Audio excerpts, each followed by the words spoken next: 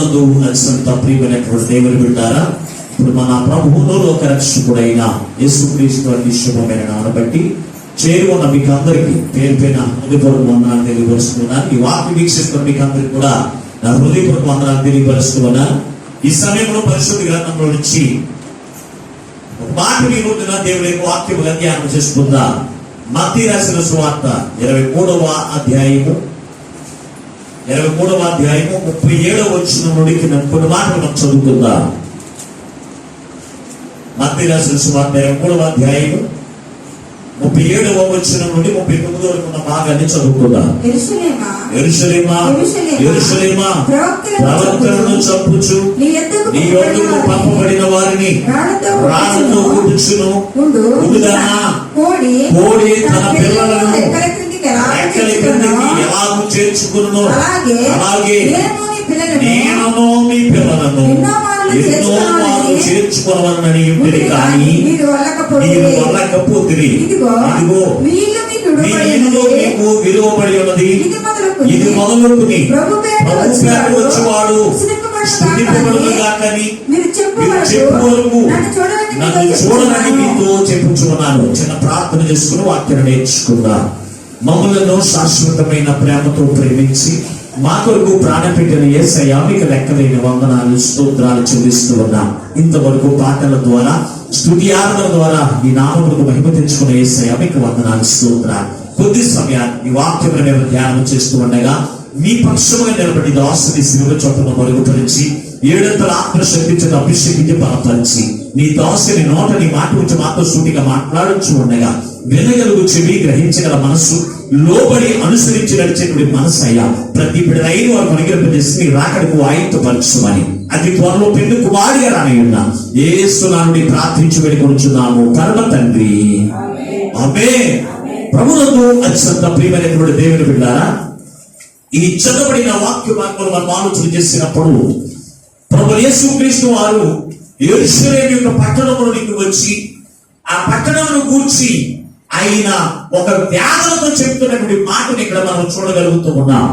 యెరూషలేమా, యెరూషలేమా, ప్రవక్తలను చంపుచువచ్చుదానా, ఇదిగో నేను ఎన్నో మార్లు కోడే తన పిల్లలను తన రెక్కల కింద పిలిచినట్లుగా నేను మిమ్మల్ని పిలిచింది, కానీ మీరు వల్లకపోతిరి అనే మాటను యేసు ప్రభువు చెప్పడం మనం చూస్తూ ఉన్నాము. దేవుని బిడ్డారా, ఎందుకు ఈ మాట యేసయ్య చెప్పవలసి వచ్చిందని మనం ఆలోచన చేస్తే యేసు ప్రభువు ఆయన ఈ లోకంలోనికి ఎక్కడికి వచ్చారంటే మొట్టమొదటిగా యెరూషలేము యొక్క పట్టణంలో అనగా ఆ యొక్క ప్రాంతంలో యేసు ప్రభువు జన్మించాడు. దేవుని బిడ్డారా, జన్మించి ఆ యొక్క పట్టణంలో, యెరూషలేము యొక్క పట్టణంలో ఆ పట్టణాన్ని చుట్టూ కూడా దేవుని యొక్క ప్రాకారముల వలె ఆయన కాపుదల వచ్చి ఆ పట్టణంలో అనేకమైన అద్భుత ఆశ్చర్య కార్యములు జరిగిస్తూ వచ్చాడు. రోగులైన వారిని స్వస్థపరిచాడు, దెయ్యములు పట్టినటువంటి వారిని విడిపించాడు. అంతేకాదు చనిపోయిన వారిని సహితము కూడా ఆయన లేవనెత్తి ఆయన అనేకమైన అద్భుత కార్యములు ఎక్కడ జరిగించాడో తెలుసంటే యెరూషలేము యొక్క పట్టణంలో జరిగించాడు. దేవుని బిడ్డారా, యెరూషలేము యొక్క పట్టణంలో జరిగించినప్పుడు వారు ఎంత మాత్రము యేసునందు విశ్వాసం ఉంచకుండా నామకార్థముగా మాత్రమే యేసయ్యను వెంబడించేటువంటి వారిగా కనపడుతున్నారు. అందుకే ఆ పట్టణం యొక్క దుస్థితి అనగా యేసు ప్రభు వారు రాబోయే సంగతులను, జరగబోయే దినాలు ఏమి జరుగుతున్నాయో ఇవన్నీ కూడా ఎరిగినటువంటి యేసయ్య ఆ పట్టణం ఎప్పుడైతే దేవుని యొక్క వాక్యములు వెనుక దేవుని యొక్క వాక్యానుసారం వారు ప్రవర్తించగా దేవుని మాటకు వ్యవధేయంగా వారు ఎప్పుడైతే జీవిస్తున్నారో వారిని అనేక మార్లంట వారిని కోడి తన పిల్లలను రెక్కల కింద పిలిచినట్లుగా ఆ యొక్క రెక్కల కింద నుంచి తొలగిపోయి పిల్లలు తిరుగుతున్నప్పుడు ఆ పిల్లలైన వారిని ఎలాగైతే ఆ కోడి ఆహ్వానించి తన రెక్కల కింద ఉన్నటువంటి కోపం తన పిల్లలైన వారికి ఇస్తుందో అట్టి రీతిగానే ఈ రోజున దేవుని యొక్క ప్రజలైన వారు ఆనాడు యెరూషలేము యొక్క పట్టణస్తులు కూడా అనేక పర్యాయములు దేవులోనికి వచ్చి దేవుడు నిలబడుతూ ఉండేవారు. మరలా దేవుల నుంచి తొలగిపోతూ వారి యొక్క జీవితమును కొనసాగిస్తున్నటువంటి ప్రజలను చూసి మరలా ఆ లోకాశను చూసి మరలా లోకంలో తిరగడం మొదలు పెట్టేవారు. దేవునికి వాక్యాన్ని పట్టించుకోకుండా, దేవునికి వాక్యానికి అనుకూలంగా నడుచుకోకుండా వారి స్థానసరమైన జీవితం వారు జీవిస్తూ ముందుకు కొనసాగుతున్నటువంటి వారిని చూసి వారి యొక్క దుష్టులను చూసినప్పుడు దేవాది దేవుడు ఆ యొక్క దేవుని యొక్క మాటకు అవిధేయత వారి జీవితంలో బట్టి వారి మీద వచ్చేటువంటి ఉగ్రతను యేసయ్య చూశాడు. దేవుని బిడ్డ, వారి మీదకి వచ్చినటువంటి ఉగ్రత చూశాడు. కింద ఉన్నటువంటి మాటలు మనం చూడగలిగితే మాట మనకు కనపడడం చూడండి సార్. 24వ అధ్యాయం మొదటి వచనంలోని యేసు దేవాలయం నుండి బయలుదేరి వెళ్ళుచుండగా ఆయన శిష్యులు ఆ దేవాలయం కట్టడమును ఆయనకు చూపించువచ్చిరి. అందుకు ఆయన ఇవన్నీ చూచుచున్నారు కదా, రాతి మీద రాయి ఒకటి ఇక్కడ నిలుచుకుండా నీతో నిశ్చయముగా చెప్పుచున్నాను. అక్కడ ఉన్నటువంటి వారు యేసు ప్రభువు వారు ఆ మాటలు చెప్పి అక్కడి నుంచి యెరూషలేములో వారు సంచారం చేస్తున్నారు. ముందుకు నడుస్తూ ఉన్నప్పుడు ఆయనతో ఉన్నటువంటి శిష్యులైన వారు యెరూషలేము యొక్క ప్రాకారం చూపిస్తూ ఉన్నారంట. అయ్యా, ఈ ప్రాకారం ఎంత అందంగా ఉన్నాయి, ఇవి ఎప్పుడు చూసారా, ఎంత అందంగా ఉన్నాయి అని ఆ ప్రాకారం చూసినప్పుడు ఆ యొక్క పైరూపాన్ని వారు చూసినటువంటి వాడు ఎవరంటే శిష్యులైన వారు. యేసు ప్రభువు రాబోయే దినాలు చూసినటువంటి వాడికి ఉన్నారు కనుక ఆయన మాట్లాడుతూ ఉన్నాడు, మీరు పైన ఇప్పుడు ఉన్నటువంటి పరిస్థితిని చూస్తూ ఉన్నారు. రాబోయే దినాల్లో యెరూషలేము యొక్క ప్రాకారము ఒక రాతి మీద ఒక రాయి కూడా ఉండకుండా ఇవన్నీ కూడా కూల్చివేయబడడం నేను చూస్తూ ఉన్నానని చెప్పి దేవుడు తన వ్యాధులను అక్కడ ఉన్నటువంటి వారికి వెల్లడిపరిచాడు. దేవుని బిడ్డ, యెరూషలేము పట్ల దేవునికి ఉద్దేశం ఏమిటో తెలుసా? దేవునికి అద్భుత కార్యాలు వారు పొందుకుని, దేవుని పోషణ పొందుకుని, దేవునికి ఆశీర్వాదం చేత వర్ధిల్లుతూ వారి యొక్క దేవునికి రాకడము సిద్ధపడాలనే ఉద్దేశమే ఆ యొక్క యెరూషలేమును గురించి ఆయన ఉద్దేశం కలిగి ఉన్నాడు. దేవుని బిడ్డారా, ఉన్నతమైన స్థలంలో దేవునికి రాజ్యంలో యెరూషలేము పట్టణస్థలంలో కూర్చోబెట్టాలనే ఉద్దేశంతో ఆయన ఏం చేస్తాడో తెలుసా? యెరూషలేము యొక్క పట్టణాన్ని ఆయన కోరుకోవడానికి, లోకంలోనికి రావడానికి, ఈ లోకంలో రావడానికి ఎవరు కోరుకున్నాడు తెలుసా? యెరూషలేము యొక్క ప్రాకారం కోరుకున్నాడు. ఎందుకు ఆయన ఏ ఉద్దేశం కలిగి ఉన్నాడు? పరిశుద్ధ గ్రంథంలో తేటగా కనపడుతుంది. చూడు ఒకసారి 132వ కీర్తన 13వ వచనం నుండి కూడా చదువుతుందా? 132వ కీర్తన 13వ వచనం. యెహోవా సియోనును ఏర్పరచుకున్నాడు, తనకు నివాస స్థలముగా ఆయన కోరుకుని ఉన్నాడు. ఇది నేను కోరిన స్థానము, ఇది నిత్యము నాకు విశ్రమ స్థానముగా ఉండును. ఇక్కడనే నివసించెదను. దాని ఆహారమును నేను ఎడారులుగా దీవించెదను. దానిలోని పేదలను ఆహారముతో తృప్తిపరిచెను. దేవుడు చూసాడు యెరూషలేము పట్ల ఎటువంటి ఉద్దేశం కలిగి ఉన్నాడు. యెరూషలేము పట్ల ఆయన ఏ ఉద్దేశం కలిగి ఉన్నాడో చూడండి. యెరూషలేము చుట్టూ నేను ప్రాకారం దానికి నేను చేశాను, నేను దానిని కోరుకున్నాను. ఎందుకో తెలుసా? నేను నివాసం ఉండడానికి, నేను నివాసం ఉండి వారికి ఆహారమును నిందాయని దీవించదను, వారిని తృప్తికరమైన జీవితం వారికి అనుగ్రహించదనని యెరూషలేము యొక్క ప్రాకారమును ఆయన కోరుకున్నాడు. దేవుని బిడ్డారా, ఈ రోజున యెరూషలేము యొక్క ప్రాకారమును కోరుకోలేదు, నిన్ను నన్ను కూడా కోరుకున్నాడు. యేసయ్య నీలో నాలో నివసించి మన యొక్క జీవితం సమృద్ధి చెందనివ్వడానికి, మన యొక్క జీవితం ఆనందకరమైన జీవితం కూర్చేవాడానికి యెరూషలేము అనగా పరిశుద్ధ పట్టణం అనగా పరలోక రాజ్యంలో ఆయన మనందరినీ కూడా కూర్చోబెట్టడానికి ఆయన నిన్ను నన్ను కూడా కోరుకున్నాడు. కోరుకుని ఆయన నిన్ను పిలుచుకున్నాడు. స్వార్థం చేత నిన్ను విమోచించి ఆయన నిత్య రాజ్యానికి నివాసానికి నిన్ను సిద్ధపరుస్తూ ఉంటే ఈ రోజున నీ జీవితంలో యెరూషలేము యొక్క ప్రజల వలె నామకార్థ వేషధారణకి వెళ్ళేటువంటి క్రైస్తవం నువ్వు జీవిస్తూ ఉన్నావేమో. యెరూషలేము యొక్క ప్రజలైన వారు బైబిల్ తీసుకునేవాడు వారు ఎప్పుడు చూసిన యూదులైన వారు వారికి చూడగానే వీరందరూ కూడా క్రైస్తవులు అన్నట్టుగానే కనపడేది. ఈ రోజున వాక్యమంతా కూడా చూస్తూ ఉంటే కనుక అందరూ క్రైస్తవులుగానే కనపడుతున్నారు. ఏ వీధిలో చూసినా, ఏ ప్రాంతంలో చూసినా, ఏ గ్రామంలో చూసినా ఆరాధనలు జరుగుతూ ఉన్నాయి. అందరూ క్రైస్తవులు గారి దేవుని యొక్క వాక్యమును అనగా పరిశుద్ధ గ్రంథములు చేతబట్టుకుని తిరుగుతూ ఉన్నారు. కానీ యెరూషలేము వలె వేషధారణ కలిగిన జీవితమును, అంటే దేవుని యొక్క వాక్యము కింద నిలవలేనటువంటి జీవితమును, ఆయన యొక్క రెక్కల కింద ఉండలేనటువంటి జీవితమును జీవిస్తూ ఏం జరుగుతున్నారు తెలుసా? ప్రవక్తలైన వారిని మీ వద్దకు నేను పంపుతూ ఉండగా ఈ రోజున దేవుని యొక్క ప్రజలైన వారు వారిని పోషిస్తే ఏం చేస్తారు తెలుసా? శ్రేష్టమైన ఆహారం. ఇది వరకు ఆహారం ఉండేది కాదు, నా చిన్నతనంలో ఆహారం ఉండేది కాదు. ఇది గెజ్జు వేసుకుని తినేవాడు. అంటే నా కాలంలో ఆగుందంటే మీ కాలంలో ఇంకా ఇంకా దౌర్భాగ్య స్థితి. చాలా మంది తాటి టెంక తిని బ్రతికినటువంటి వారు కూడా ఉన్నారు. ఆకలి తీర్చుకున్నటువంటి వారు, కెంచేసుకుని తాగేవారు, ఉప్పు కారంతో తినేటువంటి రోజుల్లో కూడా ఆనాటి కాలం అనుభవించిన వారు ఈ రోజున లోపల కూడా మనకు కనపడుతూ ఉన్నారు. కానీ ఈ రోజున దేవుడు ప్రజలందరినీ కూడా ఏర్పాటు చేసుకుని ఆయన బిడ్డలైన వారికి చేసుకుని శ్రేష్టమైన ఆహారం ఇస్తున్నాడు. ఇది ఇస్తారో తెలియదు. ఈ రోజున ఈ వారం అసలు నేను చికెనే తినలేదు అని కూడా ఎవరు అంటున్నారా? ఒక్కరోజు కాదండి, రోజు విడిచి రోజు తినేటువంటి వారు కూడా అతి శ్రేష్టమైన ఆహారం ఎవరిచ్చారు? దేవుడే. ఆయన ఆరోగ్యంతో నింపి, ఆయన ఆశీర్వాదం చేత నింపి, ఆయన అద్భుత ఆశ్చర్య కార్యం నీ పట్ల జరిగిస్తూ ఉన్నాడు. నువ్వు అనారోగ్యంతో ఉన్నప్పుడు నిన్ను స్వస్థపరుస్తూ ఉన్నాడు. నువ్వు అవసరంతో ఉన్నప్పుడు నిన్ను ఆదుకుంటూ ఉన్నాడు. నిన్ను అపవాది ఎత్తుకుని పోతూ ఉంటే ఆయన రెక్కలకి ఎత్తుకున్నాడు. నేను కోపలు దిగిస్తూ నిన్ను నడిపిస్తూ ఉంటే నువ్వేం చేస్తున్నావు? ఏ రోజున ఆలోచన చేశారా? ప్రియమైనటువంటి దేవుని బిడ్డారా, ఆలోచన చేశారా? ఇశ్రాయేలు యొక్క ప్రజలందరూ కూడా, వారందరూ కూడా ఐగుప్తు దేశమైనటువంటి బానిసత్వంలో వారు మునిగిపోతున్నటువంటి ప్రజలైన వారిని దేవుడు ఏం చేశాడు తెలుసా? అయ్యా మమ్మల్ని విడిపించిన ఆయన, ఈ కష్టంలో నుంచి, ఈ బాధలో నుంచి, ఈ శోధంలో నుంచి, ఈ పాప వారం నుంచి మమ్మల్ని విడిపించిన ఆయన అని వారు కోరుకుంటే దేవుడిని యెహోవా మోషే ప్రవక్తను పంపించి వారు విడిపించారంట. చూడండి, చదువుదా పరిశుద్ధ గ్రంథంలోకి వచ్చాడు. ఒకసారి నెహెమీయా గ్రంథం 9వ అధ్యాయము 17వ వచనం చదువుకుందాం. నెహెమీయా గ్రంథం 9వ అధ్యాయం 17వ వచనం.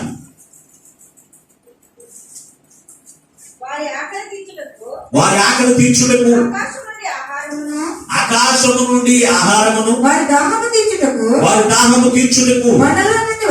తెప్పించుకుని వారికి ప్రమాణం చేసిన దేశంలో స్వాధీనపరచుకోవాలని వారికి ఆజ్ఞాపించింది. అయితే వారును మా పితరులను గర్వించి లోబడనొల్లక నీ ఆజ్ఞలకు చెవియొక్కకపోయివి. వారు విధేయులను అగుటకు మనసు లేని వారే తన మధ్యను చేసిన అద్భుత కార్యములను జ్ఞాపకము చేసుకొనక తన మనసును కఠినపరుచుకుని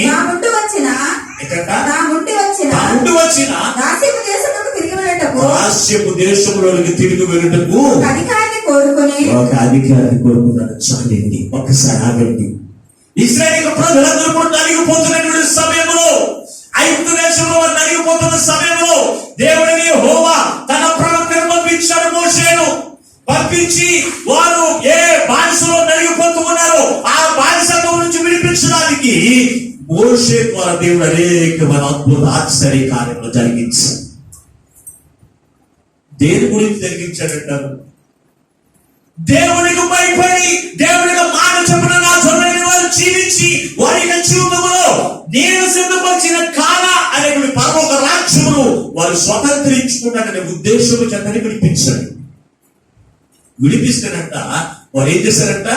వారి పట్ల దేవుడి యొక్క వాక్యమునకు లోబడేటువంటి మనసు వారికి లేకపోయేను అని రాశాడు. చూడండి, అక్కడ ఈ రోజున చాలా మంది దేవుని యొక్క వాక్యం ద్వారా నిన్ను గద్దిస్తూ ఉన్నప్పుడు, దేవుని యొక్క వాక్యం చేత నీతో మాట్లాడుతూ ఉన్నప్పుడు ఆ వాక్యములకు లోబడే మనసు మనం కలిగి ఉండాలి. క్రైస్తవులు ఈ రోజు ఉంటున్నారా?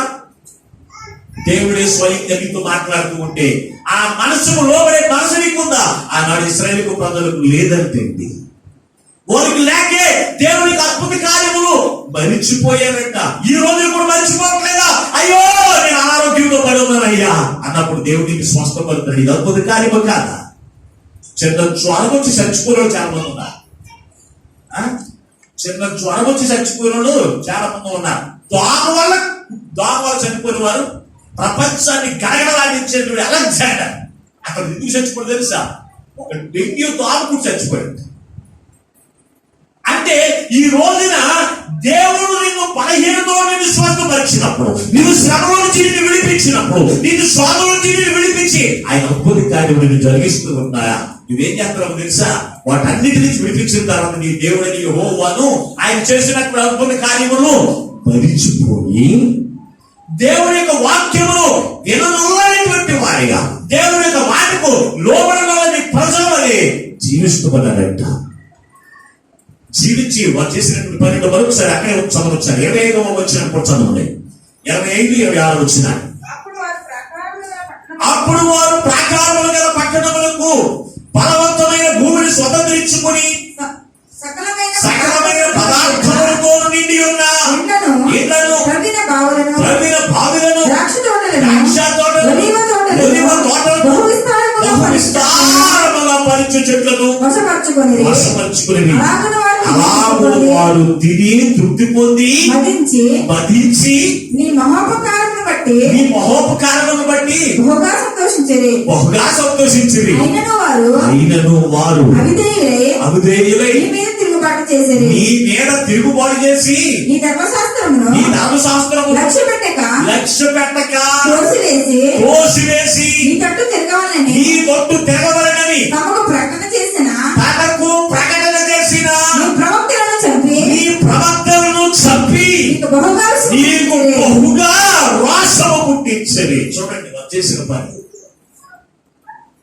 ఏం చేస్తారంటే దేవుడిని యెహోవా వారికి శ్రేష్టమైన పదార్థములు వారికి ఇచ్చాడు, శ్రేష్టమైన ఆరోగ్యంతో వారిని నింపాడు, వారిని శ్రేష్టమైన మార్గము, శత్రువులు వారిని తాకకుండా అమోరీయులే కావచ్చు, ఫిలిష్తీయులే కావచ్చు, ఎందరూ వారి మీదకి వస్తూ ఉన్నప్పటికీ వారందరూ వారి మీదకి రాకుండా దేవుని యొక్క బహుబలము చెంద వారిని ఓడించి వారి అపాయము వీరి మీదకి రాకుండా కోపదలిచి నడిపిస్తూ ఉంటారంట.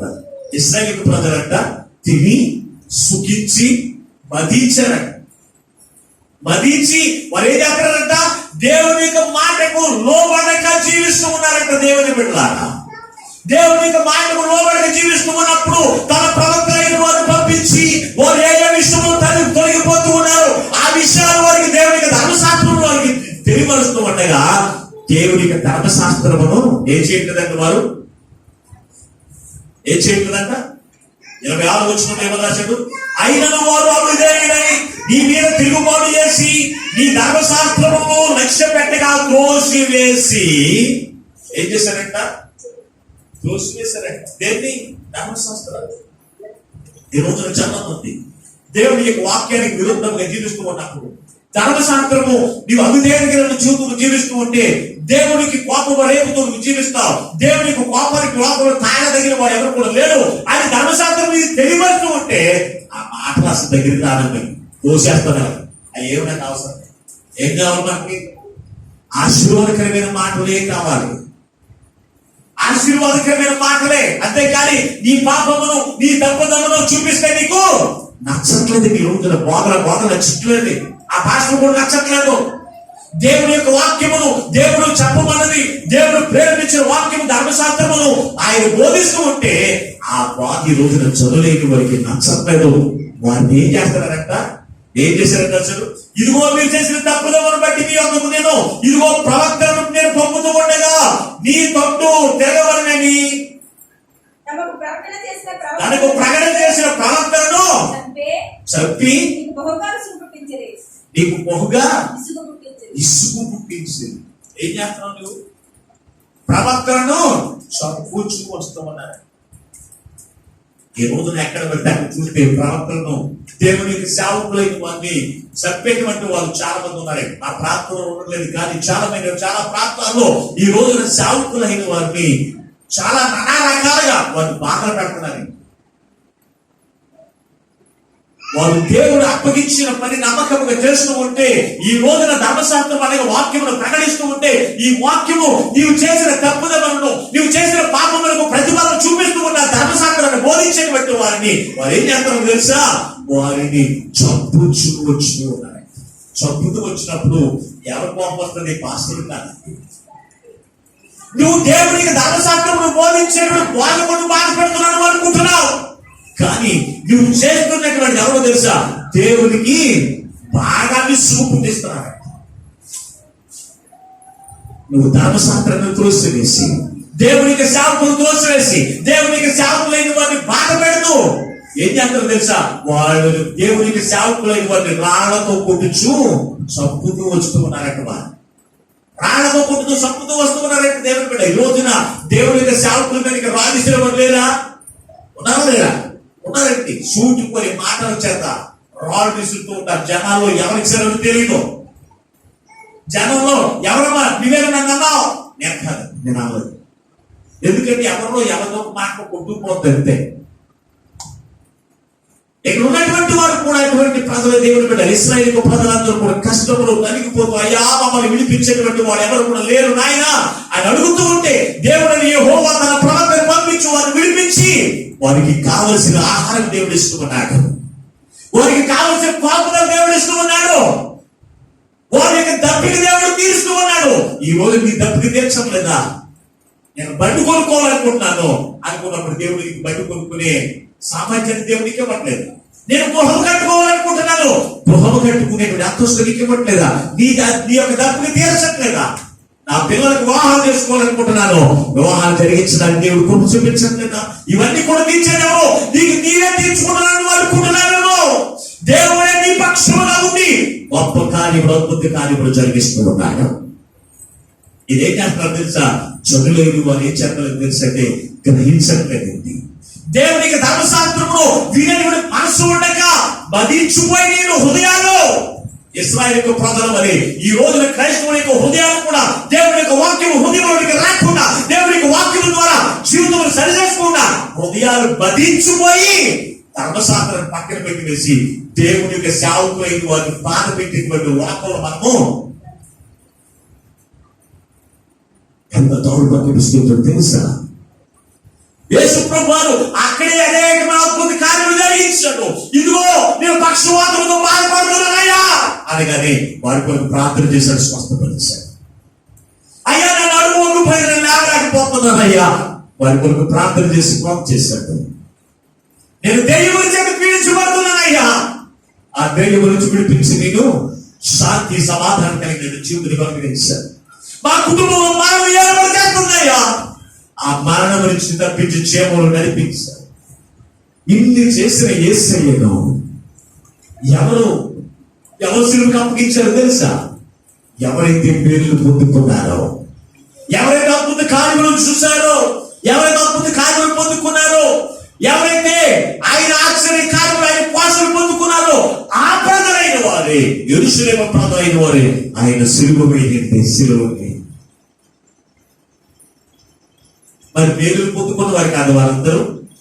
ఈ రోజున నీవు కూడా దుఃఖంలో ఉండవచ్చు, నువ్వు బాధలో ఉండవచ్చు, శ్రమలో ఉండవచ్చు, అనారోగ్యంలో ఉన్నప్పుడే అయ్యా నా కొరకు ప్రార్థన చేయండి అయ్యా అన్న ఆ చేతులే, ఆ నోరే దేవునికి సేవకుల మీద రాళ్ళేసేటువంటి పరిస్థితి విడుదల పొందుకున్న తర్వాత, సంతోషాన్ని పొందుకున్న తర్వాత, ఆనందాన్ని పొందుకున్న తర్వాత రాళ్ళు వంటితో బాధ పెట్టేటువంటి మనస్తత్వం కలిగిన జీవితంలో దేవునికి ధర్మశాస్త్రం పక్కకు తోసివేసి నీకు ఇష్టానుసారమైన జీవితమును జీవించినటువంటి జీవితమును నీవు కలిగి ఉన్నావేమో.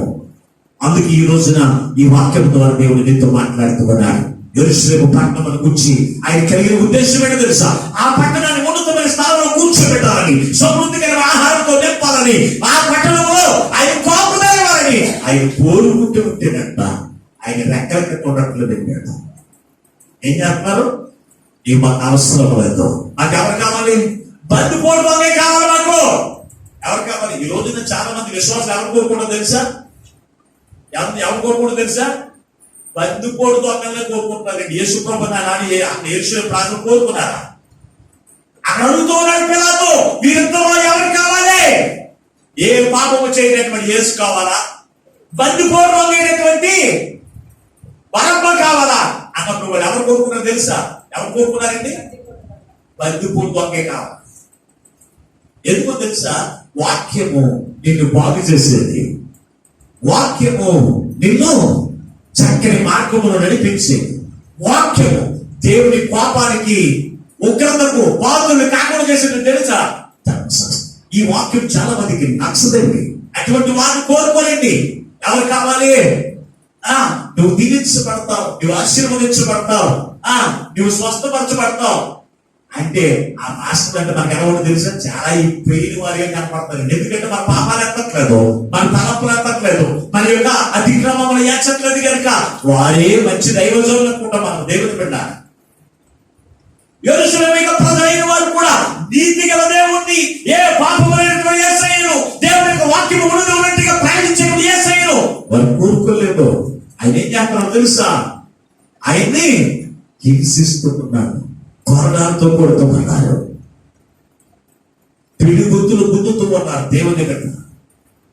ఆ పట్టణం ఏం చేస్తామో, ఏ శిక్ష ఆయనకి విధిస్తుందో అవన్నీ ఎరిగినటువంటి యేసయ్య ఆయన శిలువకు అప్పగింపబడక మునిపే ఆ పట్టణం కూర్చి యేసయ్య కన్నీరు కారుస్తున్నారండి. ఆయన కన్నీరు కాచినందుకు తెలుసు, ఆయన బాధిస్తారని, ఆయన వేధిస్తారని కాదండి. నీతివంతుల మీద వారు చేసినటువంటి ఆ శిక్షను బట్టి ఆ పట్టణం యొక్క దుస్థితి ఎలా ఉంటుందో ఆ దుస్థితి వారు కాకుండా ఉండేటట్లు, ఆ దుస్థితి కాకుండా వారి గురించి ప్రార్థన చేస్తూ ఉన్నారు.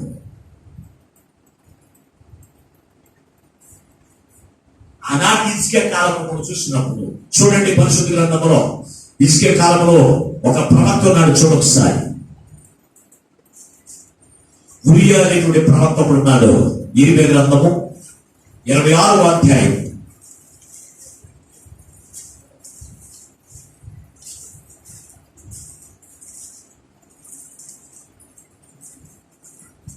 మన్నించిన దినవృత్తాంతములు 2వ గ్రంథము 24వ అధ్యాయము 20వ వచనం చదువుకుందాం. దినవృత్తాంతములు 2వ గ్రంథము 24వ అధ్యాయము 20వ వచనం. అప్పుడు దేవుని ఆత్మ యాజకుడకు యెహోయాద కుమారుడైన జకర్యా మీదికి రాగా అతడు జనుల ఎదుట నిలబడి, మీరెందుకు యెహోవా ఆజ్ఞలను మీరుచున్నారు? మీరు వర్ధిల్లరు. మీరు యెహోవాను విసర్జించుదురు కనుక ఆయన మిమ్మల్ని విసర్జించి ఉన్నాడు అని దేవుడు సెలవిచ్చున్నాడని సెలవిచ్చెను. అందుకు వారు అతని మీద కుట్ర చేసి రాజు మాటను బట్టి యెహోవా మందిరపు ఆవరణము లోపల రాళ్ళు రువ్వి అతని చావగొట్టిరి. ఈ ప్రకారం రాజైన యోవాషు జకర్యా తండ్రి అయిన యెహోయాద తనకు చేసిన ఉపకారమును మరిచిన వాడై అతని కుమారుని చంపించెను. అతను చనిపోయినప్పుడు యెహోవా దీనిని దృష్టించి దీనిని విచారణలోనికి తీసుకుని వచ్చును అని చెప్పి మాట్లాడు. ఇక్కడ ఒక ప్రవక్తను మనము చూడగలుగుతూ ఉన్నాము. దేవుని బిడ్డలారా, జకర్యా అనేటువంటి ప్రవక్త కనపడుతూ ఉన్నాడు. జకర్యాలు పరిశుద్ధ గ్రంథంలో 30 మంది ఉన్నారు. జకర్యాలు ఎంతమంది ఉన్నారు? 30 మంది ఉన్నారు. అదే పేరు కలిగిన వారు. అయితే ఇతను ఏ జకర్యా తెలుసు అంటే లేవి వంశస్థుడైనటువంటి జకర్యా. ఇతను దేవుని యొక్క ఆత్మ చెంద ఇర్మియాను దాని యొక్క జకర్యా కూడా వారి కూడా ఏం చేసేవారు తెలుసా? దేవుని యొక్క పనిలో ఉన్నట్టుగా ప్రకటించేవారు. ఆనాటి కాలంలో వారు చేస్తున్నటువంటి పని ఏమిటో తెలుసా? ఇక్కడ 15వ వచనంలో ఒకసారి చదవండి. యెహోయాద దినములు గడిచిన వాడే వృద్ధుడే చనిపోయాను. అతను చనిపోయినప్పుడు 130 ఏళ్ల వాడు. అతను ఇశ్రాయేలులో దేవుని దృష్టికి తన ఇంటి వారి దృష్టికి మంచి వాడే ప్రవర్తించిన కనుక చదువు దావీదు పట్టణమందు రాజుల దగ్గర అతను పాతి పెట్టిరి. యెహోయాద చనిపోయిన తర్వాత యోధా అధిపతులు వచ్చి రాజులకు నమస్కరింపగా రాజు వారి మాటలు సమ్మతించెను. చదువు తమ పెనుల దేవుడైన యెహోవా మందిరమును విడిచి దేవతా స్తంభములకును విగ్రహములను పూజించుచు వచ్చింది. ఈ మాటను బట్టి ఇర్మియా ఈ జకర్యా ఏం చేశాడు తెలుసా? వారికి ప్రకటన చేస్తున్నారు. అయ్యా, మీరు చేసిన ఈ అతిక్రమం ఏంటయ్యా? మీరు దేవుని విశ్వాసముగా ఉన్నారు. ఇదిగో మీ తండ్రి అయినటువంటి యెహోయాద ఇక్కడ ఉన్నప్పుడు యెహోయాద అతడు నీతిమంతుడై జనుల మధ్యలోను అలాగే దేవుని దృష్టికి నీతిమంతుడిగా యథార్థముగా జీవించాడు. ఇప్పుడు అతను చనిపోయిన తర్వాత అయ్యా రాజా, ఈ ప్రజలందరూ కూడా ఎందుకు దేవుని విడిచిపెట్టి తిరుగుతున్నారు? ధర్మశాస్త్రం ఎందుకు విడిచిపెట్టి తిరుగుతున్నారని వారికి ఏం చేస్తారో తెలుసా? మీరు దేవునికి కోపం పుట్టిస్తూ ఉన్నారు. జాగ్రత్త, దేవునికి కోపానికి మీరు తట్టుకోలేరు అని వారు ఏం చేస్తారో తెలుసా? మందలిస్తూ ఉన్నారు. దేవుని బిడ్డారా, మందలిస్తూ ఉంటే ఆ మందలింపు ప్రజలైన వారికి నచ్చుతుందా? మీరు కూడా ఎవరైనా సరే దేవుని మాట విడిచిపెట్టి దేవుని యొక్క ఆయన మాటలు విడిచిపెట్టి మీకు ఇష్టం వచ్చినట్టుగా దేవునికి సన్నిధిని విడిచిపెట్టి ధర్మశాస్త్రం విడిచిపెట్టి మీకు ఇష్టం వచ్చినట్టు జీవితంలో జీవిస్తూ ఉన్నప్పుడు నీకు దేవుడు ఏర్పాటు చేసిన దైవజనుడు నీకు గద్దిస్తే, నిన్ను మందలిస్తే నీకు ఎలా ఉంటుంది? ఆలోచన చేయండి. కోపం రావాలా? ఆత్మీయత నువ్వు అనుకుంటావు, నీ తల్లిదండ్రులుగా జీవించినావు, నీ బిడ్డలైన వారు తప్పు చేసినప్పుడు గద్దించవా, మందలించవా? ఆలోచన చేయండి. అయితే నీ ధర్మం వేరు, వాస్తవం ధర్మం వేరు. నీవు దేవునికి విరుద్ధంగా నువ్వు జీవిస్తూ ఉన్నప్పుడు, ప్రవర్తిస్తూ ఉన్నప్పుడు, దైవజనుడు దేవునికి వాక్యం ద్వారా ప్రేరేపించబడి ఆత్మచేత మాట్లాడుతున్నటువంటి మాటలు మనం ఏం చేయాలి తెలుసా? మనము దృష్టిలో ఉంచుకుని మన పాపాన్ని క్షమించమని దేవుని వేడుకునేటువంటి వారిగా ఉన్నా, అప్పుడే దేవుని ముఖ్యంగా మనం పాత్రలు కాదు. ఇక్కడ ఇశ్రాయేలు ప్రజలు వారు చేసిన పని తెలుసా? వారిని ఎక్కడ పెట్టాడు దేవుడు? ప్రాకారము గల పట్టణము దేవుడు వారిని పెట్టాడట. పెట్టినప్పుడు ఆయన కోపం నడిస్తూ ఉన్నాడు, ఆయన పోషణ చేత నడిపిస్తూ ఉన్నాడు, ఆయన ఆకలి తీరుస్తూ నడిపిస్తూ ఉన్నాడంట. అటువంటి ప్రజలు ఏం చేశారు తెలుసా? దేవుని యొక్క సన్నిధిని విడిచిపెట్టారు, ధర్మశాస్త్రమును విడిచిపెట్టారని దేవుని బిడ్డ ఎంత స్పష్టంగా రాశారు చూడండి. జనులు తమ పితరు దేవుని యెహోవా మందిరమును విడిచి దేవస్థానములను విగ్రహములను పూజ చేసి వారు చేసిన ఈ పని వల్ల, ఈ అపరాధం నిమిత్తము యెహోయాదా మీదకి, యెరూషలేము కాపురస్తుల మీదకి కోపం వచ్చేది. వారు చేసిన పని మీదకి దేవుని కోపం రాదా? నువ్వు దేవుని విడిచిపెట్టి నువ్వు తిరుగుతూ ఉన్నావు, దేవునికి సన్నిధిని విడిచిపెట్టి నువ్వు తిరుగుతూ ఉన్నావు, వాక్యం విడిచిపెట్టి నువ్వు తిరుగుతూ ఉన్నావు. ఎందుకు? దేవుడు నిన్ను గద్దిస్తూ ఉన్నప్పుడు, దేవుడు నిన్ను మందలిస్తూ ఉన్నప్పుడు నువ్వు దేవుని విడిచిపెట్టి తిరిగితే నువ్వు పాస్టర్ గారి కోపం తెప్పించకపోవచ్చేమో, కానీ దేవుడు మాత్రం ఏం చేస్తుందంట? కోపం వస్తుందంట. కోపం వచ్చిందంట. కోపం వచ్చి తన వైపునకు వారిని మళ్లించుడికై యెహోవా వారి యొక్క ఏం చేశాడు తెలుసా? ప్రవక్తలను పంపగా ఆ ప్రవక్తలు వారి మీద సాక్ష్యమో పలికిరి. నువ్వు దేవుని విడిచిపెట్టి నువ్వు తిరుగుతూ ఉన్నప్పుడు దేవుడు కోపం వెంటనే నీ వెనక వచ్చేదండి. దేవుని యొక్క ఉగ్రత మీదకి రాదు. ఎప్పుడు వస్తుంది? ముందుగా ప్రార్థన పంపించి తన మాటల ద్వారా, ప్రార్థన ద్వారా అందిస్తాడు. నీవు చేసిన పాపం ప్రార్థన ద్వారా నీకు ధ్యానపరుస్తాడు. ధ్యానపరిచినప్పుడు నీవు క్షమాపణ పొందుకుంటే దేవుని యొక్క ఉగ్రతకు నువ్వు పాత్రలు కావు. కానీ మనం ఏం చేస్తామో తెలుసా? మన పాపాన్ని ఒప్పుకోకండి. మనుషులు ఎదుట ఒప్పుకోము, దేవుని ఎదుట ఒప్పుకోము, యాజకుని దగ్గర కూడా ఒప్పుకోండి. అసలు తప్పే చేయలేదా? నువ్వు తప్పు చేసావు కనుక, నువ్వు పాపం చేసావు కనుక యాజకుడు తెలుసా? ప్రవక్తలను పంపించారట. చూడండి, వారి వైపునకు వారిని మళ్లించుడికై, దేని నుంచి? పాపము నుంచి మళ్లించుడికై ఏం చేశాడంటే యెహోవా వారి యొద్దకు ప్రవక్తలను పంపగా అతడు ఏం చేశాడంట? దేవుని ఆత్మ యాజకుడను యెహోయాదా కుమారుడైన జకర్యా మీదకి రాగా అతడు జనుల ఎదుట నిలబడి, మీరు ఎందుకు యెహోవా ఆజ్ఞలను విసర్జించుచున్నారని, మీరు చేసిన పాపములేంటి? ఈ పాపమును విడిచిపెట్టకపోతే దేవుని యొక్క ఉగ్రత మీ మీద వస్తుంది. జాగ్రత్త. దేవుని యొక్క కోపానికి తాళదగిన వారి లోకంలో ఎవరు లేరు. ఆయన కోపానికి మనం తట్టుకోలేము. జాగ్రత్త సుమా అంటేనంట. వారికి అంటే కోపం వచ్చేసిందంట. కోపం వచ్చేసి గబగబా రాజు దగ్గరికి వెళ్ళి అతన్ని తీసుకొచ్చి ఎలాగైనా సరే చనిపోయినాడు. ఈ వార్త ఎవరికి తెలిసిందో తెలుసండి? జకర్యా గారికి తెలిసింది. జకర్యాకి తెలిసి ఏమో మాట్లాడుతున్నాడంట, మీరెందుకు యెహోవాను మీరుచున్నారు? మీరు వర్ధిలలో మీరు యెహోవాను విసర్జించిన కనుక ఆయన మిమ్మును విసర్జించి ఉన్నాడు, దేవుడు సెలవిస్తూ ఉన్నాడని చెప్పాను. అందుకు వారు అతన్ని మీద కుట్ర చేసి రాజు మాటను బట్టి యెహోవా మందిరపు ఆవరణ లోపల రాళ్ళు రువ్వి ఏం చేశారంట? చాము కొట్టేశారంట. ఏం చేశారంటే పాస్టర్ గారు తప్పు. దేవుని వాక్యాన్ని ఉన్నది ఉన్నట్టుగా ప్రకటించడం ద్వారా ఎవరి గురించి ప్రకటించాడు? జకర్యాకు మేలు కలుగుతుందనా? జకర్యా దీవించబడతారని కాదు. ఆ ప్రజలు దేవుని యొక్క ఉగ్రతకు పాత్రలు కాకున్నట్లు వారికి ఉన్నది ఉన్నట్టు ప్రకటిస్తే వారు చేసిన ప్రతిఫలం తెలుసా? కుట్ర చేశారంటే ఎవరి మీద? దైవజనుడైనటువంటి జకర్యా మీద. ఈ రోజున చాలా మంది ఉన్నది ఉన్నట్టుగా వాక్యంలో ప్రకటించినటువంటి దైవజనుల మీద కుట్రలు పడినటువంటి పన్నాగులు ఈ లోకంలో లేకపోవడం. ఉన్నారంటారా? ఉన్నారా? కొంతమందికి అనుకూలమైన బాధ చేయకపోతే ఎలా ఉండదు తెలుసా? దైవజనుల మీద కుట్రలు పడినటువంటి వారు అనేక మంది ఉన్నారు. ఆనాడు ఇశ్రాయేలు ప్రజలు అంటే వారు ఎవరు కుట్రలు పడతారు? పాపానికి బానిసైపోయిన వారు, దేవుని యొక్క మాటలు విడిచిపెట్టి తనకి ఇష్టమంతులుగా నడుచుకోవడం, ఇష్టమంతులుగా ప్రవర్తించడం, ఇష్టమంతులుగా జీవించేటువంటి వారు దేవుని యొక్క వాక్యమును అంగీకరించరు.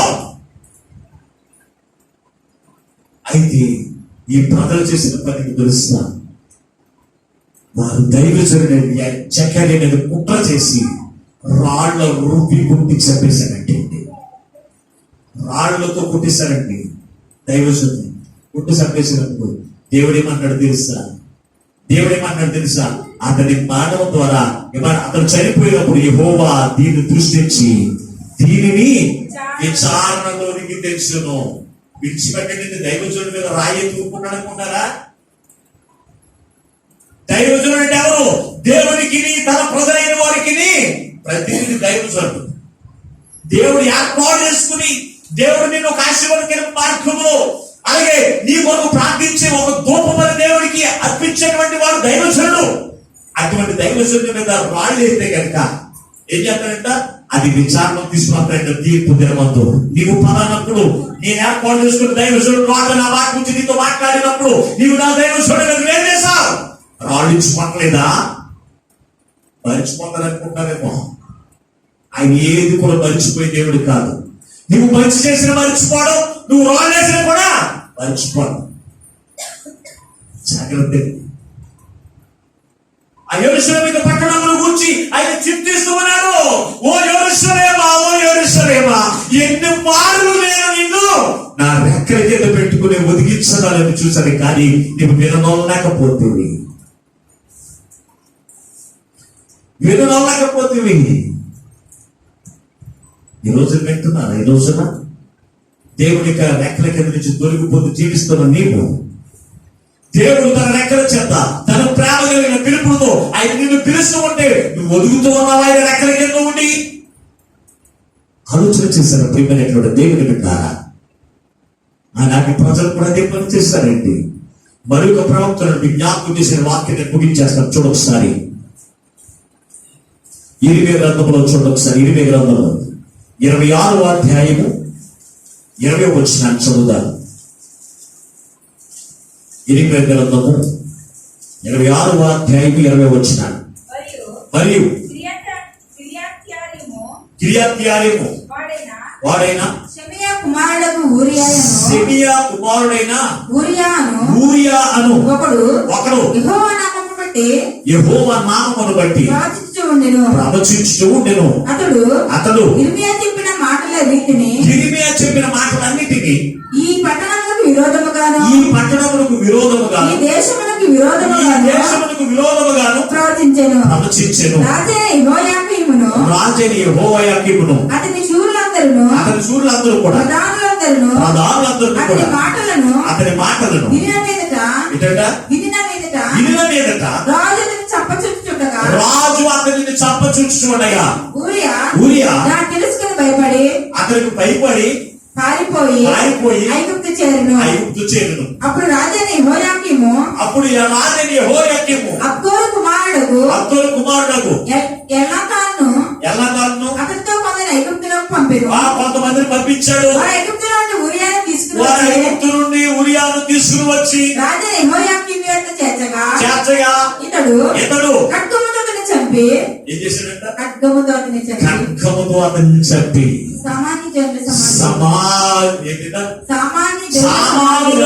సమాధులు అతని పాతి పెట్టి. ఎవరికి అతను? ఊరియాకు పరిశుద్ధ గ్రంథంలో 6 ఉన్నారు. దావీదు భార్య అబీగైలు యొక్క భర్త ఎవరు తెలుసా? ముందుగా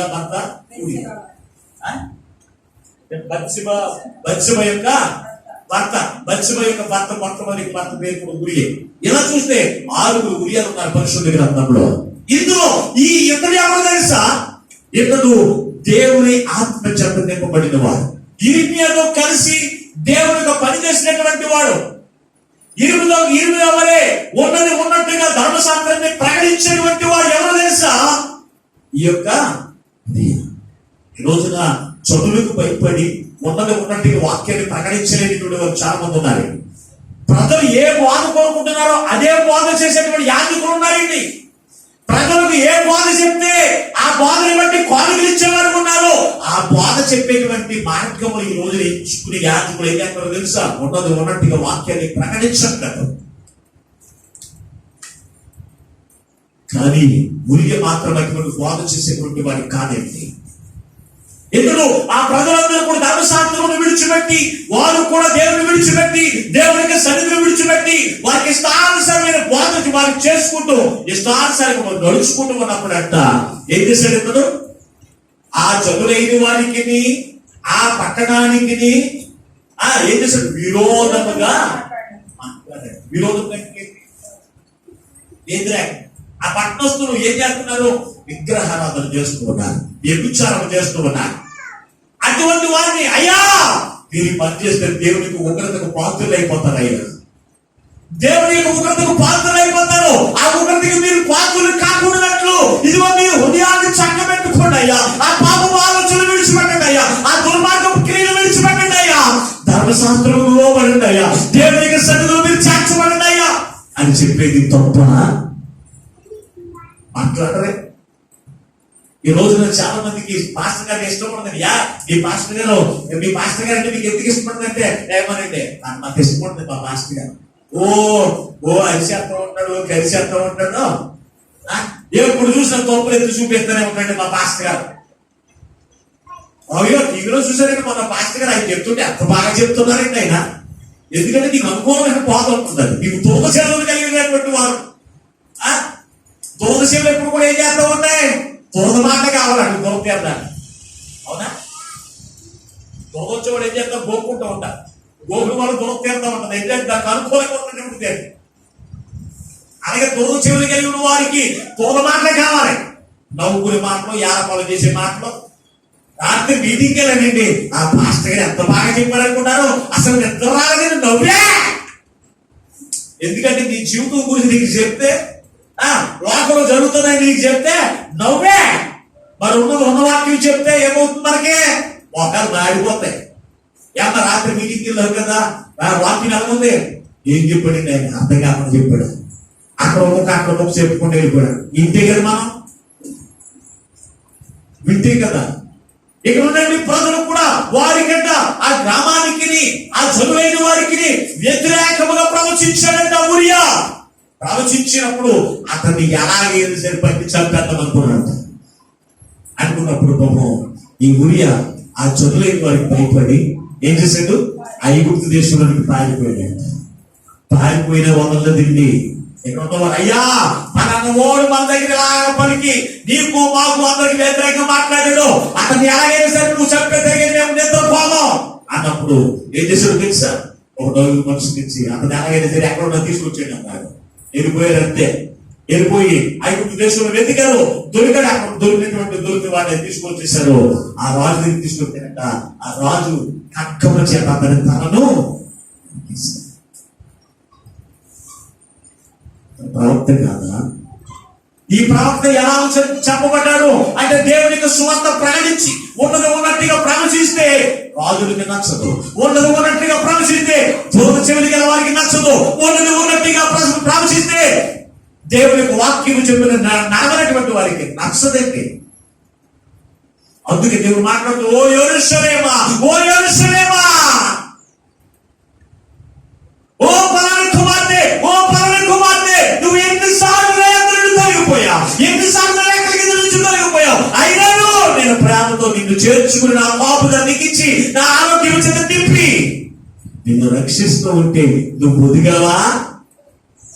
రక్షణ పొందిన నీవు ఒకసారి కాదు, 2 సార్లు కాదు, 100 సార్లు, అనేక సార్లు నువ్వు తొలగిపోతూ ఉన్నప్పటికీ ఆయన రెక్కల కిందకి ఆయన పిలుచుకుని ఏం చేస్తాడు? నిన్ను ఆయన పాపదలిస్తూ ఉన్నాడు, ఆయన స్వస్థపరుస్తూ ఉన్నాడు, ఆయన ఆరోగ్యం చేత నింపుతూ ఉన్నాడు. మరి అప్పటి కాలాన్ని కూడా మరిచిపోయి ఎందుకు దేవుని మీద తిరుగుబాటు? నీకు ఎందుకు యాజకుడి మీద తిరుగుబాటు? యాజకుడి మీద రాళ్ళ వంటి ఆ యొక్క మాటలు ఎందుకు వేయడం? దేవుని ఉగ్రత పాలవడానికి కాదా? అందుకే వారి దేవునికి పాపం చేయి వారిని ఏం చేశాడు తెలుసా? ప్రజలైన వారిని చదవ ఒకసారి. ఇదే దేవుని గ్రంథంలో 2వ గ్రంథం రాసిన మాట చూడొకసారి. దినవృత్తాంతములు 2వ గ్రంథము 24వ అధ్యాయము 20వ వచనాన్ని ఒకసారి చదువుకుందాం. 36వ వచనంలోకి వచ్చే 36వ అధ్యాయము గమనించండి. 15-16 వచనాలు.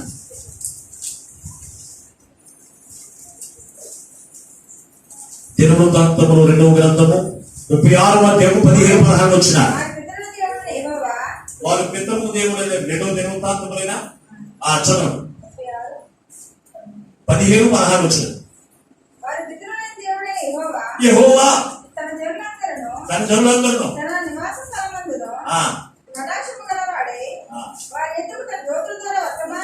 తన దూతల ద్వారా వర్తమానము పంపుచు వచ్చెను. ఆయన పెద్దగానే లేచి పంపుచు వచ్చినను వారు దేవుని దూతలను ఎగతాళి చేయించు ఆయన వాక్యములను తృణీకరించుచు ఆయన ప్రవక్తలను హింసించుచు రాగా నివారింప సంఖ్యము కాకుండా యెహోవా కోపము ఆయన జనుల మీదకి ఆయన వచ్చెను. చదువుల మీదకి వచ్చెను. ఆయన వారి మీదకి కల్దీయుల కల్దీయుల రాజును పంపక అతను వారికి పరిశుద్ధ అతను సత్యాన్ని వారికి చూపించాడు. చొక్కలేక ఏం చేశాడు? చొక్కలు చూపించాడు. దేవుడు తన జనులైన వారి యొద్దకు అనగా తన దూతను పంపిస్తూ ఉన్నాడు. ఈ రోజున ఆయన దూతగా దైవం నన్ను ఇక్కడికి పంపించాడు. ఎందుకు పంపించాడంటారు? దేవునికి విరోధంగా మీరు జీవిస్తూ ఉన్నప్పుడు, దేవునికి విరోధంగా మీరు పాపము చేస్తూ ఉన్నప్పుడు, దేవుడు తన జనులైన వారిని తన దూతలను పంపగా వారు చేసిన పని ఏంటంట? దేవుని యొక్క దూతలను ధ్యానం చేస్తూ అసలు దేవుని యొక్క దూతలను ధ్యానం చేస్తూ ఆయన వాక్యములను తృణీకరించు. చూడండి, ఈ రోజుని ధ్యానం చేసేవాడు లేదా? దేవుని యొక్క వాక్యం ప్రకటిస్తే యాపాలం ఉండదని చాలా మంది నవ్వుకుంటారు. దేవుని యొక్క వాక్యం అంటే శక్తి కలిగింది. దేవుని యొక్క వాక్యం అంటే మీకు మండించేది. దేవుని యొక్క వాక్యము ద్వారా నీతో మాట్లాడుతున్నప్పుడు నీ హృదయము కాలిపోతూ ఉండాలి. అదే దేవుని యొక్క వాక్యం. అంతేకాని నీ మనసుకు నెమ్మది కలిగించేదిగా, నీ మనసును నిద్రపుచ్చేదిగా ఉండేది వాక్యం కాదు. అందుకే దేవుడు అంటున్నాడు, నా వాక్యము బండలను బద్దలు కొట్టే శక్తి వంటిది, నా వాక్యము మండించే అగ్ని వంటిది కాదా, నా వంటి సొగ్గు వంటిది కాదా నా మాట. చూడండి ఎందుకు మాట్లాడాడు. బట్టలు ఉతుకుతూ ఉంటే బట్టలకి నెమ్మది వస్తుందా? నిద్ర వస్తుందా? బండలు బద్దలు కొడుతూ ఉంటే నిద్ర వస్తుందా? కొంతమందికి వాక్యం ప్రకటిస్తూ ఉంటే వాక్యం హృదయంలో రానివ్వడానికి ఏం చేస్తారు తెలుసు? నిద్ర వచ్చేకుండా నిద్రపోతనే ఏమంటారు? శుభ్రంగా తినేసి వస్తారు. ఇక నిద్రకి ఆహ్వానం కూడా. ఆ చదువైన వారంట ఏం చేస్తున్నారు? నా దూతలు పంపగా పెద్దరికలు లేచి నా చదువైన వారిని మీ వద్దకు పంపించగా వారు చెప్పేటువంటి మాటలకు మీరు ఏం చేస్తున్నారు?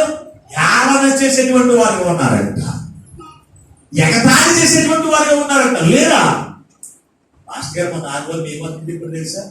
చాలా పొర మాట్లాడి వెళ్ళిపోయిందారు, మాస్టర్ గారు వెళ్ళిపోయిందారు. ఇటువంటి వాళ్ళు ఏదనుకుంటారా? ఉన్నారు, మన సంఘాలలో ఉన్నారు, అన్ని సంఘాలలో ఉన్నారు ఇటువంటి భక్తులు, లేకుండా లేరు. నువ్వు దేవునికి విరుద్ధంగా నువ్వు జీవిస్తూ ఉన్నప్పుడు, దేవునికి వాక్యము ద్వారా నీతో మాట్లాడుతూ ఉన్నప్పుడు ధ్యానం చేసే మనసుని ఉండడానికి వీలదు, ఎగతాళి చేసే మనసుని ఉండడానికి వీలదు. దేవునికి వాక్యం పక్కన ఏం చేసేటువంటి మాటలు నీకు ఉండడానికి వీలు. నాకే నీ మాట్లాడకే. కొంతమంది వాక్యంతో మాట్లాడితే ఏం చేస్తా తెలుసా? వాక్యం నాకు దానికన్నా చాలా రాసుకుంటారు. రోజు కూర్చుతూ వస్తున్నారంట. వారు నా చదువులైన వారిని, నా దూతలైన వారిని ఏం చేస్తున్నారో రాళ్లతో పుట్టించు చంపుతూ వస్తూ ఉన్నారు. యెరూషలేము యొక్క దౌర్భాగ్యపు స్థితి యేసు ప్రభువారు రాకముందు నుంచే ఉంది స్థితి. యేసు ప్రభువారు ఆ నడిబొడ్డులో యెరూషలేము యొక్క పట్టణంలో ఆయన జన్మించడానికి కారణం తెలుసా? ఆయన రాకముందు నుంచి కూడా యెరూషలేము పట్టణం దౌర్భాగ్యపు స్థితి తెలుసా? వేషధారణ తరతరాలు మారుతూ వచ్చిన కానీ వారు వేషధారణ పోలేదు. వారి జీవితంలో సరిచేసుకున్న మనస్తత్వం వారికి లేదు. ఈ రోజున ఎవరన్నా యెరూషలేములో చాలు ఏం చేస్తున్నారు తెలుసా? పాస్టర్ మీద ఆ కాలుకి దండాలు ఎక్కేస్తారు. మనం పాస్టర్ గారు చూసాడు ఒక మీటింగ్ లో. ఆ దైవజనుడు అంటే యెరూషలేము పట్టణం వెళ్ళి వచ్చాడంట. ఇల్లు వచ్చిన పాస్టర్ గారి ముందుకు పొడిగింపు పక్కన ఉన్న పాస్టర్ గారు పొడిగింపులేడు తెలుసా? పలానా దైవజనుడు యెరూషలేము పరిశుద్ధమైన స్థలము, యేసు ప్రభువు వారు జన్మించిన స్థలంలో పాదాలు పెట్టి వచ్చాను. ఇదిగో ఆయన మన మధ్యలోకి రావడం మనకి ఆశీర్వాదం అని చెప్పారంటే. ఇక చూడండి, సంఘస్థులు గొడవ చూడలేక ఇక రోజు వాకింగ్ గొడవ వెళ్ళలేక ఆ పాస్టర్ గారు కాళ్ళు దొరికాయా, కాళ్ళు తాగితే జబ్బులు వెళ్ళిపోతాయి. ఎక్కడి నుంచి వెళ్ళొచ్చాను? మరి యెరూషలేము గురించి దేవుడు ఎందుకు బాధపడ్డాడు? ఆ దుష్టుకి ఇప్పటికీ మారలేదు. ఆ దుష్టుకి ఇప్పటికీ మారలేదు. వాక్యం నమ్మట్లేదు ప్రజలు. దైవజనుడు ఉన్నది ఉన్నట్టుగా ప్రకటిస్తే జనులైన వారికి, విశ్వాసం లేని వారికి అర్థమవుతుంది వాక్యం. మనం గొప్ప చేసుకోవడం, మనం పొగిడించుకోవడం. నేను ఎక్కడికి వెళ్ళి నా గురించి చెప్పనండి. నా పేరు పలానా, నేను పలానా చోట సేవ చేస్తున్నాను, నాకు 5 నిమిషాలు ఇచ్చిన 10 నిమిషాలు ఇచ్చిన ఆ 10 నిమిషాల టైం దేవుడు మాటలు అందించాలంటే నాకున్న ఉద్దేశం కూడా అది. దేవుడు నన్ను పంపించింది దేవుడు మాటలు అందించడానికే. నా మాటలు, నా డబ్బు కొట్టుకోవడం, నా బలయంతో కూడా అందరూ చూపించడం, దీని గురించి కాదు దేవుడు నన్ను పంపించింది. లోపల ఏర్పాటు చేసుకున్నదే దేవుని మాటలు అందించడానికి. తన జనులైన వారికి దేవుడు ఏ మాటలు అందించడానికి ఇష్టపడుతున్నాడో ఆ మాటలు వారికి అందించి దేవునికి ఆశీర్వాదానికి వారసులుగా పిల్లలైన వారు సిద్ధపరచడానికి దేవుడు నన్ను ఏర్పాటు చేసుకున్నాను. నేను ఎంతకాలం జీవించినా అంతకాలంలో దేవుని యొక్క వాక్యం మాత్రమే ప్రకటించాలి అంటే తీర్మానంతో నేను ముందు కొనసాగుతాను. దేవుని మీద నా గురించి ఎవరు నవ్వుకున్నా పర్వాలేదు, ఎవరు నన్ను ఎగతాళి చేసినా పర్వాలేదు, నన్ను పంపించిన దేవునికి మాత్రము నేను ఇష్టడిగా జీవించాలి.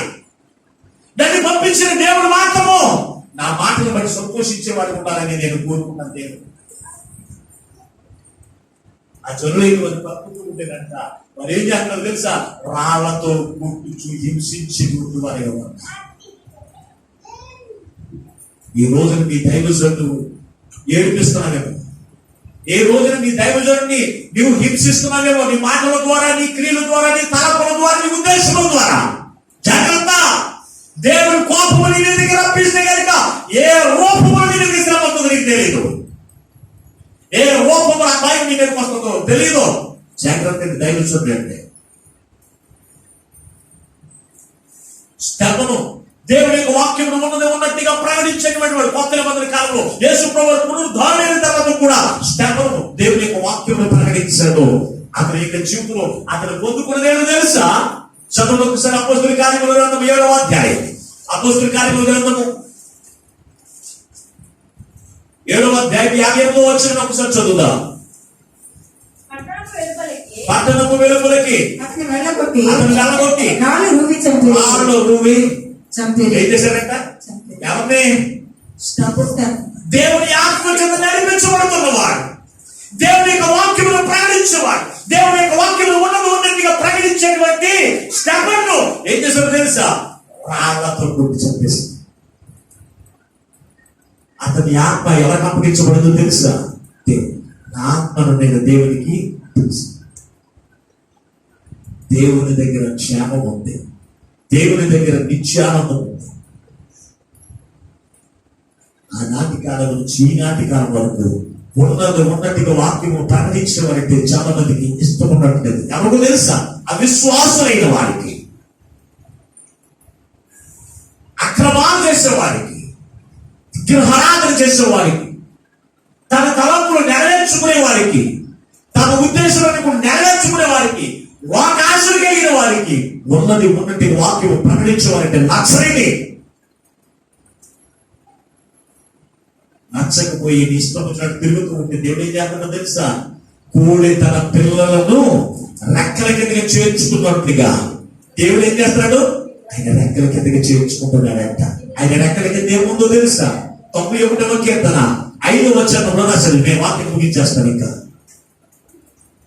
91వ కీర్తన 4వ వచనం చదువు ఒకసారి.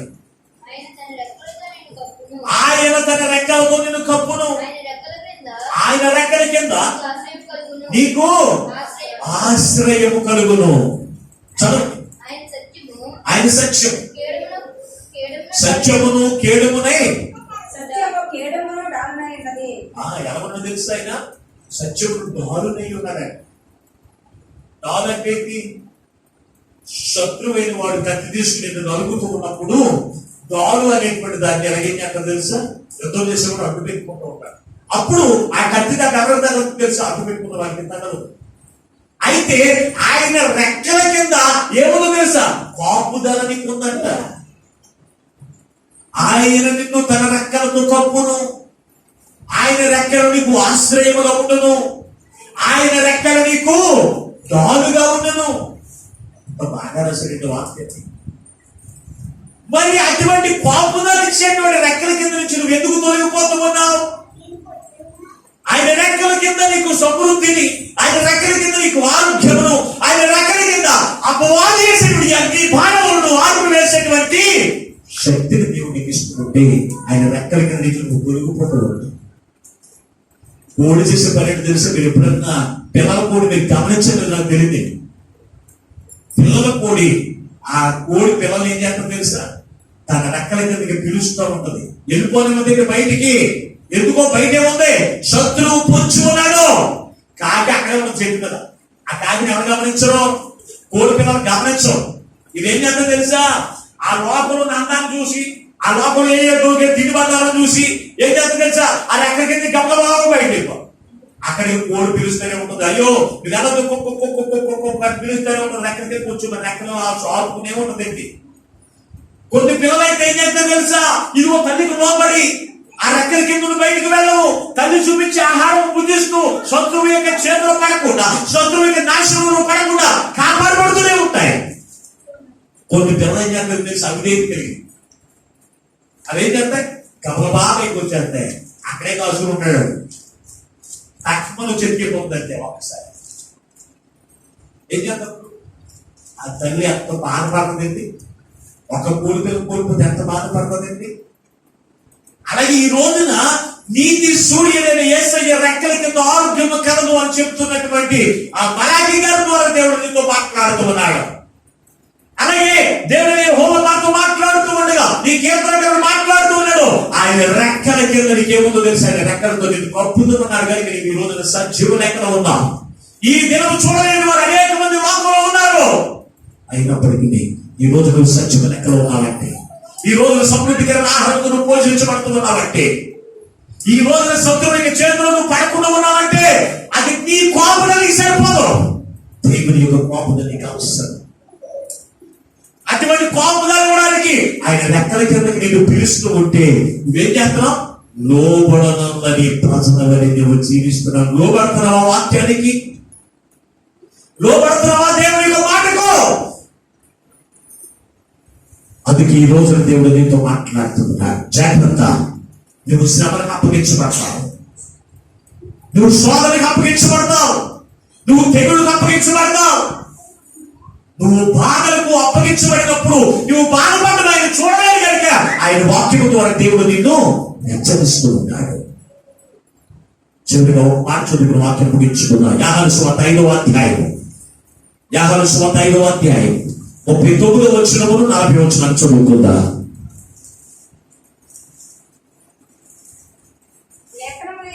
లేఖనములందు నీకు నిత్య జీవము కలదని తలంచుచు వాటిని పరిశోధించుచున్నారు. అవే నిన్ను గురించి సాక్ష్యమిచ్చుచున్నవి. అవే నిన్ను గురించి సాక్షించుచున్నవి.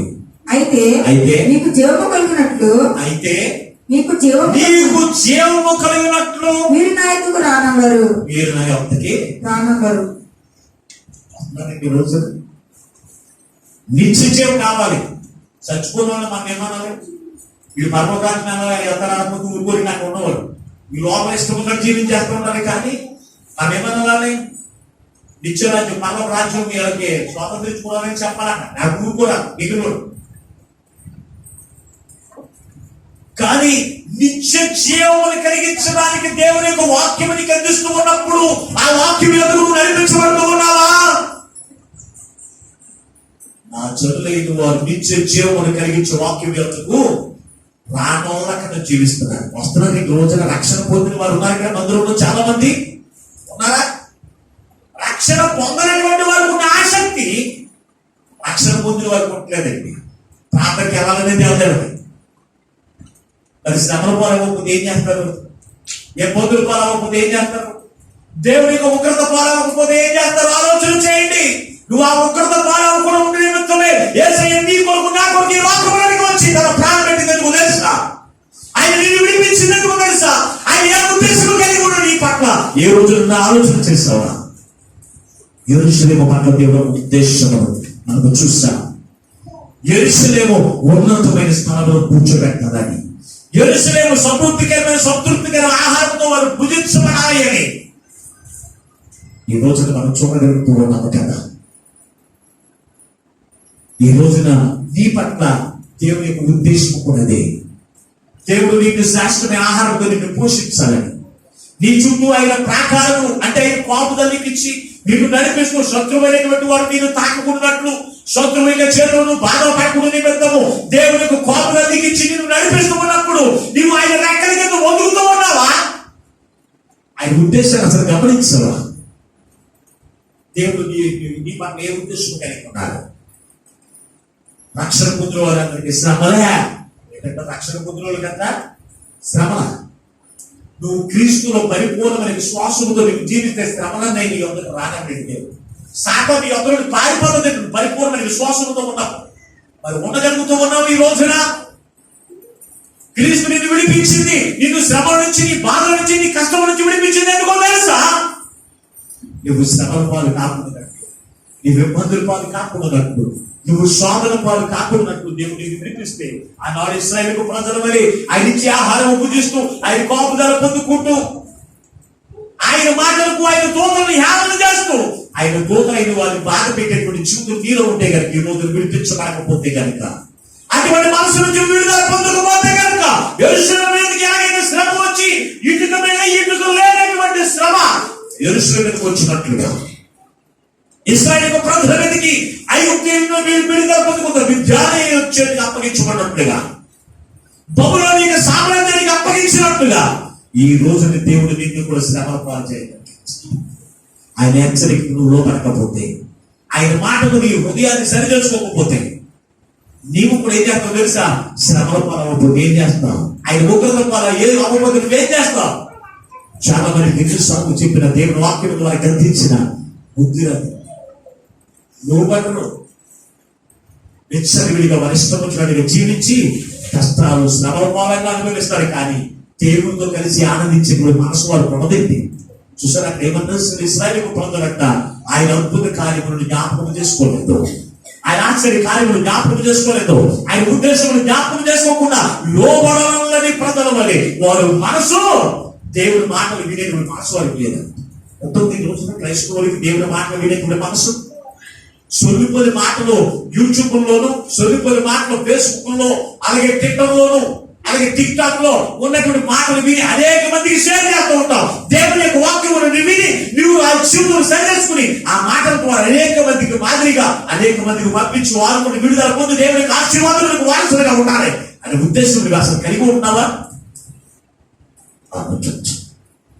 యెరూషలేములోకి రాగానే ఆ పట్టణంలో చూసి అని చేశాడు, ఓ యెరూషలేమా, ఓ యెరూషలేమా అని ఎంత వేదన చూపి కన్నీళ్లు విడిచాడు. యెరూషలేము చూడగానే ఈ రోజు నిన్ను చూసి ఆయన కన్నీళ్లు విడుస్తున్నాడేమో, నిన్ను చూసి ఆయన వేదన చెందుతున్నాడేమో. ఎందుకో తెలుసా? నువ్వు దేవునికి రెక్కల కింద నువ్వు తొలగిపోయి నువ్వు శ్రమను పాలవుతావని ఆయన ఉద్దేశం నీకు తెలిసింది.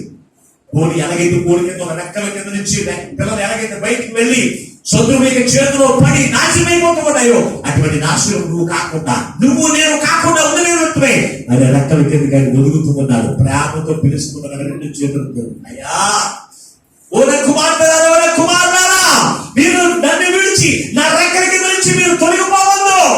శత్రువు చేతిలో పడతారు కదా. అమ్మో దేవుడి సాధన ఎవరు మింగుతున్నారని గర్జించే సింహమని అని ఎదురు చూస్తున్నాడు. దాని చేతిలో పడకూడదు నిమిత్తము నా చేతులకి రండి, నేను సర్వశక్తి గల దేవుడను, నేను సమర్థము నుంచి విడుదల కలిగించేవాడిని, నేను మిమ్మల్ని కాపాడువాడిని, కుడికాక నిద్రపోక నేను కాపాడువాడిని. నేను పిలుస్తుంటే ఆయన పిలుపుతున్న నిర్లక్ష్యం చేస్తున్నావేమో, జాగ్రత్త. నేను సెలవు ఒక వీడియో చూశాను. అందులో కోడి పిల్లలు పెడుతుంది. పిల్లలు పెడుతూ ఉన్నప్పుడు 2 త్రాసు మొదలండి మధ్యరాత్రులు వచ్చినాయి. ఇటు యజమాని చూడట్లేదు. అవన్నీ గుడ్లన్నీ కూడా పెట్టి కొన్ని ఏం చేశారు తెలుసా, ఒదిగించారు. ఒదిగించినప్పుడు పిల్లలు చేస్తూ ఉంటారు అప్పుడే. కానీ ఇటు ఒక పక్కన రెండు తోషపములు ఉన్నాయి. ఆ పిల్లలు తినేందుకు చూస్తూ ఉన్నాయి. కానీ అది నిద్రపోతున్నట్టే ఉంది. కానీ రెండు వైపులా కూడా చూస్తూనే ఉంది తల్లి.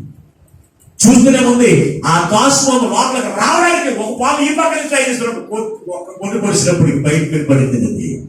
ఇటు పక్కన మళ్ళీ ట్రై చేసింది. రెండు పాములు కూడా చాలాసేపు ట్రై చేసింది పిల్లలు తాగడానికి. కానీ వాటి వల్ల కాలేదండి.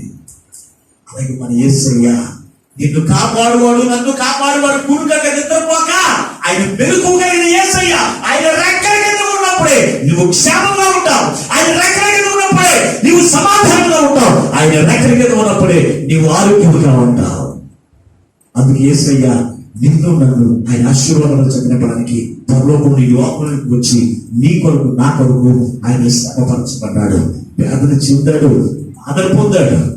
ఇంకా నువ్వు ఆయన శ్రమపరుస్తున్నావేమో. ఆయన మాటను అతిక్రమించి, ఆయన దోషను విసర్జించి, ఆయన సన్నిధిని విసర్జించి నువ్వు ఇంకను ఆయనకు వ్యాధిని కలిగిస్తున్నావేమో, ఆయనకు రోషము కలిగిస్తున్నావేమో. ఈ వాక్యం మీద నీవు ఆయన మాటకు లోపడండి. ఆయన సన్నిధిని ప్రేమించండి.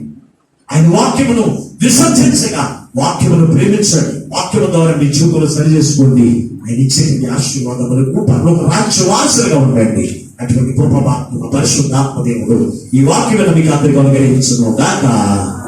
ఆమేన్. ప్రార్థన చేసుకుందాం. మమ్మలను శాశ్వతమైన ప్రేమతో ప్రేమించి ఎంతవరకు నీ విలువైన మాటలు మాకు అందించవయ్యా. అవును తండ్రి, నీ మాటలో సత్యము, నీ మాటలో జీవము, నీ మాటలో స్వస్థత, నీ మాటలో ఆశీర్వాదం ఉంది నాయన. నీ మాటలో లేని సత్యము ఉంది. అందుకే ఈ రోజున మాతో మాట్లాడుతూ ఉన్నా. నీ వాక్యము ద్వారా మమ్మల్ని అందరినీ కూడా దర్శించవు తండ్రి. ఆనాడు యెరూషలేము వలె వ్యాసంగా ఉన్నారేమో. అందుకే ఈ వాక్యము ద్వారా మాతో మాట్లాడు. నీ వాక్యములకు లోబడక నీ ప్రవక్తలైన వారిని బాధ పెట్టేటువంటి వారు, హింసించేటువంటి వారుగా ఉన్నారేమో. వారు శ్రమ పాలు కాకూడనట్లు, ఉగ్రతల పాలు కాకూడనట్లు నీ వాక్యము ద్వారా మాతో మాట్లాడు. వింతబడిన నీ మాటలు ప్రతి హృదయములో నీరు కట్టి ఫలింపజేసి నీ నిత్య రాజ్య వారసుగా ప్రతిబింబైన వారు సిద్ధపరచుమని అతి త్వరలో పెళ్లి కుమారుగా రాని ఉన్నా, రాజులకు రాజుగా రాని ఉన్నా యేసు నామములో ప్రార్థించి వేడుకొనుచున్నాము పరమ తండ్రి. ఆమేన్. దేవుడు మిమ్మల్ని అందరినీ దీవించును గాక. ఆమేన్. కబుర్కి వందనాలు.